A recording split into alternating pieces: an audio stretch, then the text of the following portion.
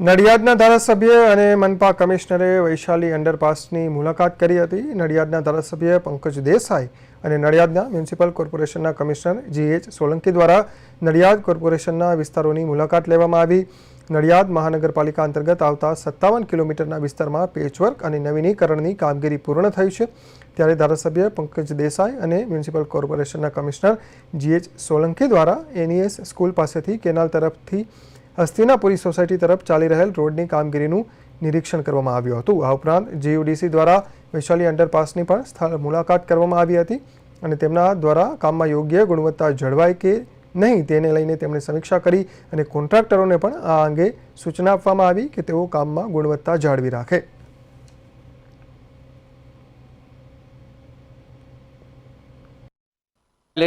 માનનીય મુખ્યમંત્રી શ્રી ભૂપેન્દ્રભાઈ પટેલ સાહેબે ગુજરાત સરકારના તમામ R&B ડિપાર્ટમેન્ટના અધિકારીશ્રીઓ અને મ્યુનિસિપલ કોર્પોરેશનના કમિશનરશ્રીઓ અને એન્જિનિયરિંગ વિભાગને સૂચનાઓ આપી છે અને આ સૂચનાઓ એવી આપી છે કે રોડ રસ્તાના અથવા તો કોઈ કન્સ્ટ્રક્શનના કામ ચાલતા હોય ત્યાં અવશ્ય વિઝિટ કરી અને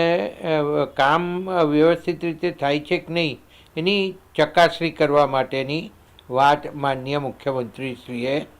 કરી હતી। એના ભાગરૂપે આજે અમે મ્યુનિસિપલ કમિશનરશ્રી, આસિસ્ટન્ટ કમિશનરશ્રી, એન્જિનિયરશ્રી અને તમામ સ્ટાફ સાથે આજે જુદા જુદા સ્થળની અમે મુલાકાત લીધી હતી અને ત્યાં આગળ ચાલતા કામનું નિરીક્ષણ કર્યું હતું। એમાં સૌ પ્રથમ અમે વૈશાલી અંડરગ્રાઉન્ડ બ્રિજ જે નવો બનવા જઈ રહ્યો છે અને એ લગભગ એનું જે કામ છે એ પૂર્ણ થયું છે, પણ હવે જે કામ છે એને સ્લેબને પુશિંગ કરવાનું કામ છે એનું નિરીક્ષણ કર્યું અને એની પરમિશન માટે રેલવે ડિપાર્ટમેન્ટને ક્યાં સુધી આપી છે અને ક્યારે મળશે